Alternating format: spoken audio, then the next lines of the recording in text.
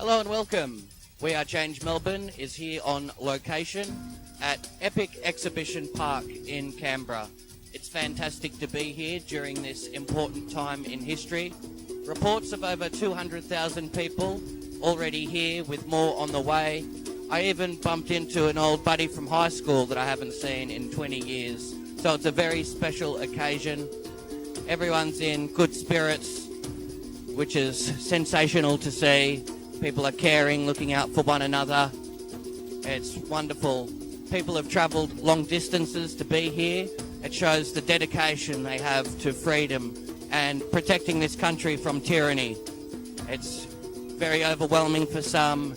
Quite a few are emotional at just what's taking place. But yes, we're campaigning for freedom harder than ever. Hopefully we can get some results. There's a lot of people on horns. There's a lot of people with flags and distributing flyers and hats and banners, people giving speeches. There's something here for everyone. So it's very important. Today we're going on a march to Parliament House that will send a clear statement to the government that we've had enough of the corruption and we want it all to end now.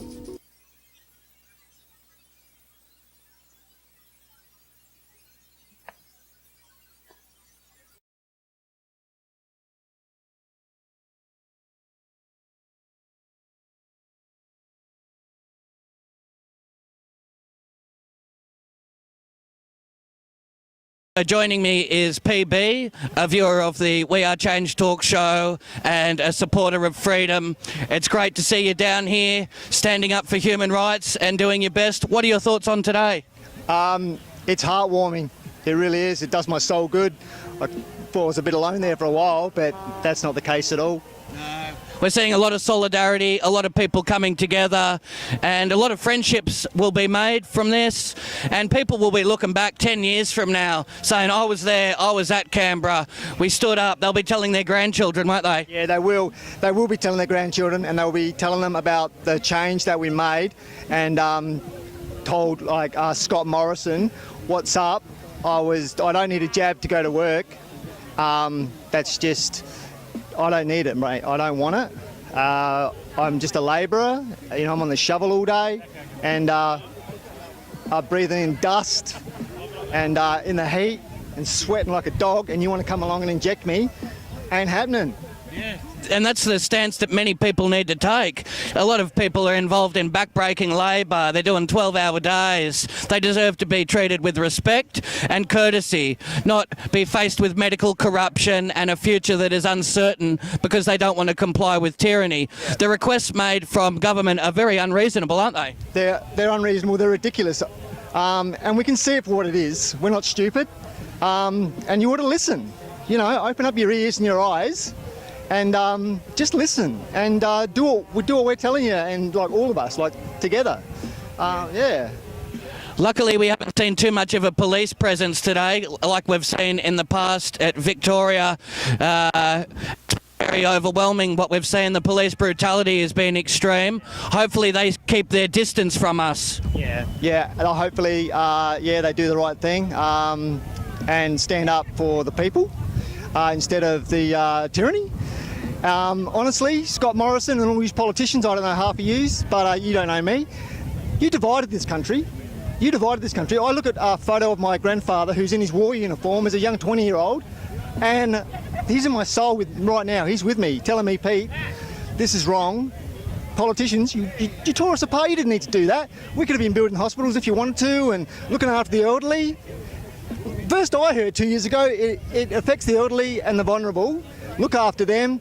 98.9% chance of, like, if you did get it, you might die, and you won't go down the road of ivermectin, or just even like you shut down playgrounds. Like, we're not stupid, mate. That's just not on. Exactly. Come on, bro. Exactly. And that's a strong statement you just made. And a lot of the fallen soldiers, people that have hiked the Kokoda Trail, they went to Gallipoli, they fought for future generations to live in peace and prosperity, not be faced under dictatorships and totalitarian regimes. And that's our right. Our taxpayers' money pay for the playgrounds, for the barbecue equipment, for all these facilities. So for them to come and try and take it away, that's downright criminal, isn't it? Yeah, Mark, it is. We see it for what it is.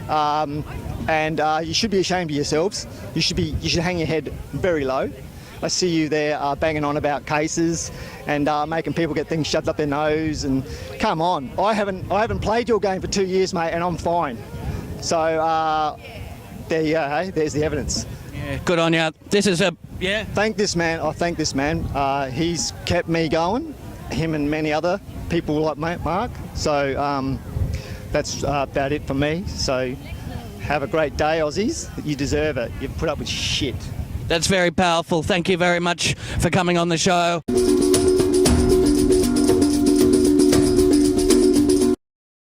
So joining me is Errol.